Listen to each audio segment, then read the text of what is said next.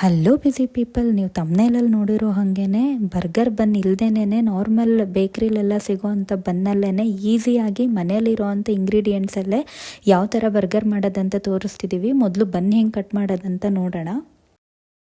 ಮಾಮೂಲಿ ಬ್ರೆಡ್ ಬನ್ ಇರುತ್ತಲ್ಲ, ಅದರಲ್ಲೂ ಬರ್ಗರ್ ಬನ್ ಥರ ಯೂಸ್ ಮಾಡ್ಬೋದು. ಪಟ್ ಅಂತ ಹಿಂಗೆ ಹೇಳಿದ್ರೆ ಅದು ಕಟ್ಟಾಗಲ್ಲ.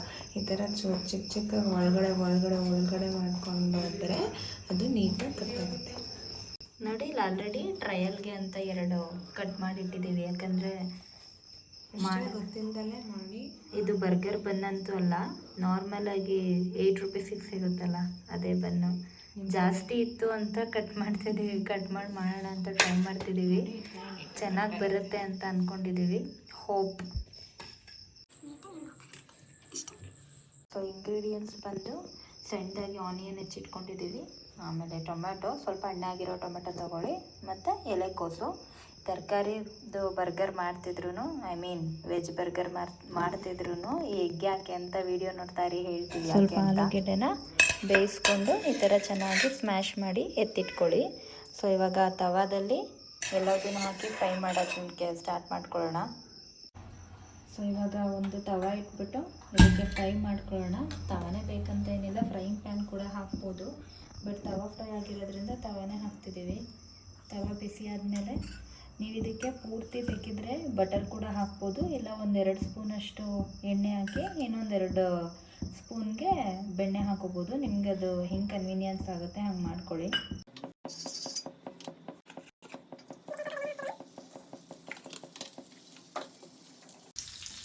ಏನು ಗೊತ್ತಾ, ಮನೇಲಿ ಬಂತಂದರೆ ಅಲ್ಲ ಮಾಡೋಕ್ಕೆ ಟೈಮ್ ಹಿಡಿಯುತ್ತೆ, ಹೌದು.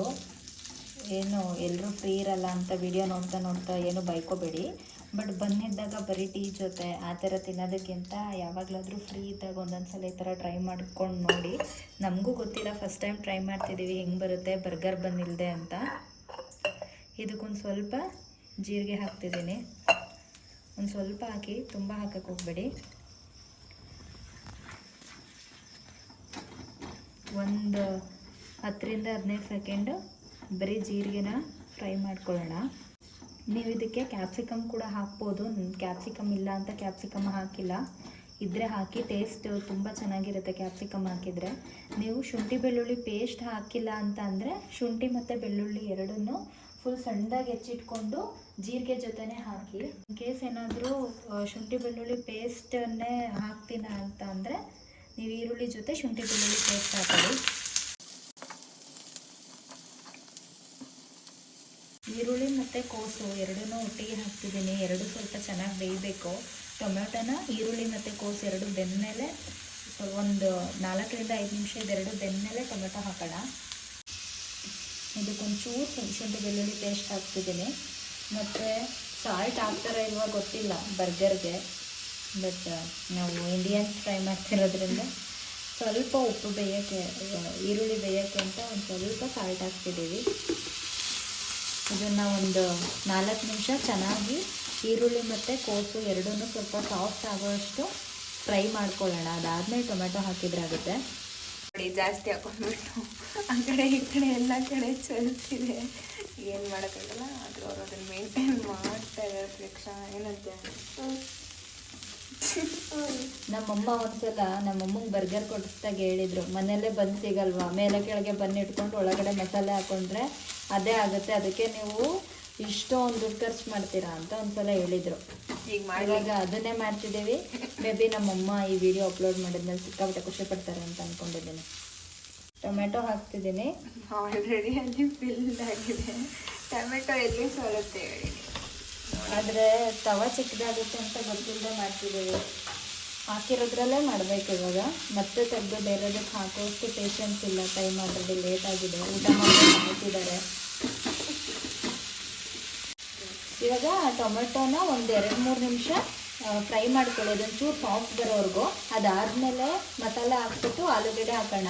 ನಾನೀಗ ಇದೆಲ್ಲದನ್ನು ಮೀಡಿಯಮ್ ಫ್ಲೇಮಲ್ಲೇ ಇಟ್ಕೊಂಡು ಮಾಡ್ತಿರೋದು, ಲೋ ಫ್ಲೇಮ್ ಇಲ್ಲ, ಹೈ ಫ್ಲೇಮಲ್ಲಿ ಇಟ್ಕೊಂಡಿಲ್ಲ. ಇವಾಗ ಟೊಮೆಟೊ ಸಾಫ್ಟ್ ಬಂದಿದೆ. ಇದಕ್ಕೆ ಸ್ವಲ್ಪ ಮಸಾಲೆ ಹಾಕೋಣ. ಒಂದು ಅರ್ಧ ಸ್ಪೂನಷ್ಟು ಅರಿಶಿನ ಪುಡಿ ಹಾಕ್ತಿದ್ದೀನಿ. 1/4 ಸ್ಪೂನಷ್ಟು ಖಾರ ಪುಡಿ ಹಾಕ್ತಿದ್ದೀನಿ. ಮತ್ತು ನಿಮ್ಮ ಹತ್ರ ಆರಿಗ್ಯಾನೋ ಇದ್ದರೆ ಒಂದು ಸ್ವಲ್ಪ ಹಾಕ್ಕೊಳ್ಳಿ, ಇದು ಬರ್ಗರ್ ಟೇಸ್ಟ್ ಕೊಡುತ್ತೆ ಅಂತ.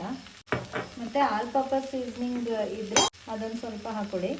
ನೀವು ಇದ್ರ ಜೊತೆಗೆ ನಿಮ್ಮ ಹತ್ರ ಇರೋ ಯಾವುದಾದ್ರೂ ಮಸಾಲ ಆದರೆ ಹಾಕೋಬೋದು. ನಮ್ಮ ಹತ್ರ ಈಗ ಸದ್ಯಕ್ಕೆ ಮ್ಯಾಗಿ ಮಸಾಲ ಇದೆ ಹಾಕ್ತಿದ್ದೀವಿ. ಇಲ್ಲ ನಿಮ್ಗೆ ಕೆಲವರು ಪಾವ್ ಭಾಜಿ ಮಸಾಲ ಕೂಡ ಹಾಕ್ತಾರೆ, ಅದು ಇದ್ದರೆ ಹಾಕ್ಕೊಳ್ಳಿ. ಆಮೇಲೆ ಇದೆಲ್ಲನೂ ನೋಡಿಬಿಟ್ಟು ಇಷ್ಟನ್ನೆಲ್ದಿ ಮಕ್ಳಿಗೆ ಮಾಡಿಕೊಡ್ಬೇಕಂತ ಯೋಚನೆ ಮಾಡೋಕ್ಕೆ ಹೋಗ್ಬಿಡಿ. ಒಂದ್ಸಲ ಒಯ್ದು ಮಾಡಿಕೊಟ್ರೆ ಏನೂ ಆಗಲ್ಲ ಅಂದ್ಕೊಂಡಿದ್ದೀನಿ. ಹೊರಗಡೆ ಹೋಗಿ ಯಾವುದ್ಯಾವುದೇ ಎಣ್ಣೆಯಲ್ಲಿ ಮಾಡಿಕೊಡೋದಕ್ಕಿಂತ ಇದೇನೂ ಆಗಲ್ಲ ಅಂತ. ಸೊ ಈ ಮಸಾಲ ಎಲ್ಲ ಒಂದು 2 ನಿಮಿಷ ಮೀಡಿಯಮ್ ಫ್ಲೇಮಲ್ಲಿ ಫ್ರೈ ಮಾಡಿಕೊಂಡು ಅದಾದಮೇಲೆ ಇದಕ್ಕೆ ಆಲೂಗಡ್ಡೆ ಹಾಕೋಣ. ಇದು ಮಸಾಲೆ ಎಲ್ಲ ಮಿಕ್ಸ್ ಆಗಿದೆ. ಬೇಯಿಸ್ಕೊಂಡು ಸ್ಮ್ಯಾಶ್ ಮಾಡಿರೋದು ಆಲೂಗಡ್ಡೆ ಹಾಕ್ತಿದ್ದೀನಿ. ಅದು ಆಲೂಗಡ್ಡೆ ಹಾಕಿ ಚೆನ್ನಾಗಿ ಮಿಕ್ಸ್ ಕೊಡಿ. ಇವಾಗ ಫುಲ್ ಎಲ್ಲದೂ ನೀಟಾಗಿ ಬೆಂದಿದೆ ಮತ್ತು ಆಲೂಗೆಡ್ಡೆನೂ ಅದು ನಾವು ಇಷ್ಟೊತ್ತು ಫ್ರೈ ಮಾಡ್ತಿದ್ವಲ್ಲ ಮಸಾಲೆ ಜೊತೆ ಮಿಕ್ಸ್ ಆಗಿದೆ. ಇವಾಗ ಇದನ್ನು ಇನ್ನೊಂದು 2 ಸಲ ಹಂಗೆ ಮ್ಯಾಶ್ ಮಾಡ್ಕೊಳ್ಳೋಣ.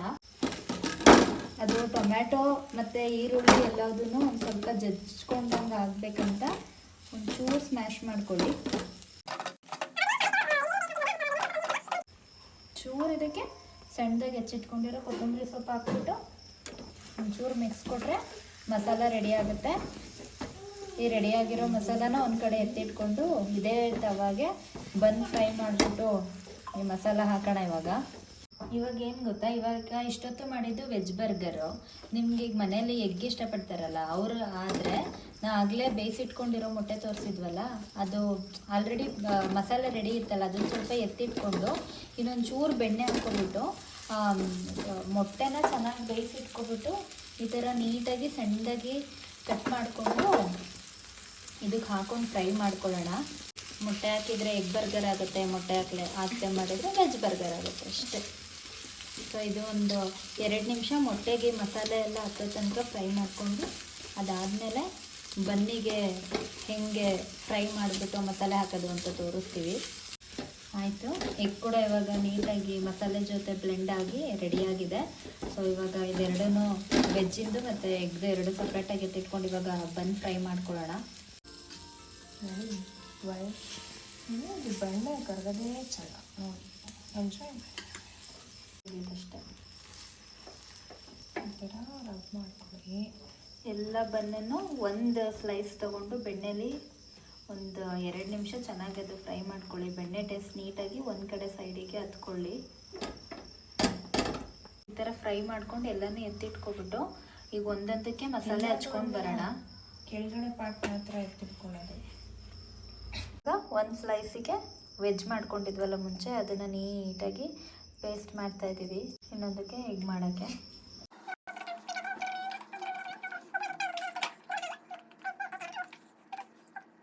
ಇವಾಗ ಇದಕ್ಕೆ ಡೆಕೋರೇಷನ್ಗೆ ಆ್ಯಸ್ ಯೂಶುವಲ್ ಈರುಳ್ಳಿ ಇಡೋಣ. ಟೊಮೆಟೊ ಸಾಸ್ದು ವಿಡಿಯೋ ಹೋಮ್ ಮೇಡ್ ಹೆಂಗೆ ಮಾಡೋದಂತ ನಾನು ಆಲ್ರೆಡಿ ಹಾಕಿದ್ದೀನಿ, ಒಂದ್ಸಲ ಹೋಗಿ ನೋಡಿ. ಅಲ್ಲ ವಿಡಿಯೋ ಎಂಡ್ ತನಕನೇ ನೋಡಿದ್ದೀರಂತೆ. ಸಬ್ಸ್ಕ್ರೈಬ್ ಯಾರಾಗಿಲ್ಲ ಅವರೆಲ್ಲ ಸಬ್ಸ್ಕ್ರೈಬ್ ಆದರೆ ಚೆನ್ನಾಗಿರುತ್ತಲ್ವ, ಖುಷಿಯಾಗುತ್ತೆ ಇಷ್ಟೆಲ್ಲ ಟ್ರೈ ಮಾಡಿ ಮಾಡೋದಕ್ಕೂ. ವೀಡಿಯೋಸ್ ಇಷ್ಟ ಆದರೆ ಸಬ್ಸ್ಕ್ರೈಬ್ ಆಗಿ, ಆಮೇಲೆ ಬೇರೆಯವ್ರಿಗೆ ಶೇರ್ ಮಾಡಿ. ಯಾರ್ಯಾರಿಗೆ ವಿಡಿಯೋ ಅಂದರೆ ಅಡುಗೆ ಮಾಡೋದಕ್ಕೆ ತುಂಬ ಕ್ರೇಜ್ ಇರುತ್ತಲ್ಲ ಅಂಥವ್ರಿಗೆ ಶೇರ್ ಮಾಡಿ. ಸಿಕ್ಕಾಪಟ್ಟೆ ಚೆನ್ನಾಗಿರುತ್ತೆ. ಸಂಡೇಸ್ ಎಲ್ಲದೂ ಟ್ರೈ ಮಾಡ್ಬೋದು ಬೇರೆ ಥರ. ಮುಟ್ಟೆಗೆಲ್ಲ ಹೇಗಿರುತ್ತೆ ಗೊತ್ತಿಲ್ಲ, ಚೂರು ಹಾಕ್ಕೊಳ್ಳಿ. ಆಮೇಲೆ ಚೆನ್ನಾಗಿದೆ ಅನಿಸಿದ್ರೆ ಫುಲ್ ಹಾಕ್ಕೊಳ್ಳಿ. ಚೂರು ಟೇಸ್ಟ್ ಹಾಕಿದ್ದೀವಿ ಅಷ್ಟೇ.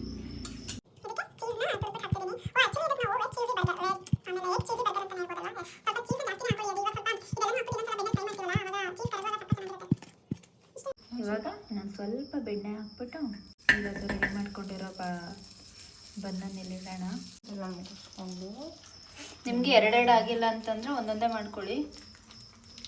ಆ್ಯಕ್ಚುಲಿ ಅದು ಮುಂಚೆದ ವಿಡಿಯೋ ಮಾಡೋದ್ರೊಳಗಡೆ ಪಾಪು ಬಂದ್ಲು ಅಂತ ಮಾಡೋಕ್ಕಾಗಿ 2 ಸೈಡನ್ನು ಆವಾಗಲೇ ಫ್ಲಿಪ್ ಮಾಡ್ತೀರಿ, ಇಲ್ಲ ಅಂತಂದರೆ ಬಂದು ಸ್ವಲ್ಪ ಇಷ್ಟೇ ತುಂಬ ಈಸಿ ಮಾಡೋದು. ಮತ್ತು ಟೇಸ್ಟ್ ಕೂಡ ನಮಗೆ ಹೊರಗಡೆ ಸಿಗೋ ಬರ್ಗರ್ ಥರನೇ ಇರುತ್ತೆ, ಯಾಕಂದರೆ ನಾವು ಚೀಸೆಲ್ಲ ಹಾಕಿರೋದ್ರಿಂದ. ನಿಮಗೆ ಇದು ಮಕ್ಕಳು ಆವಾಗವಾಗ ಹೊರಗಡೆ ಫುಡ್ ಕೇಳುವಾಗ ನಾವು ಇದನ್ನು ಮನೆಯಲ್ಲೇ ಈಸಿಯಾಗಿ ಮತ್ತು ನಮ್ಮ ಮನೇಲಿರುವಂಥ ಇಂಗ್ರೀಡಿಯೆಂಟ್ಸಲ್ಲಿ ಮಾಡ್ಬೋದು. ಈ ರೆಸಿಪಿ ಇಷ್ಟ ಆಯಿತು ಅಂದ್ಕೊಂಡಿದ್ದೀನಿ. Thank you so much for watching our video.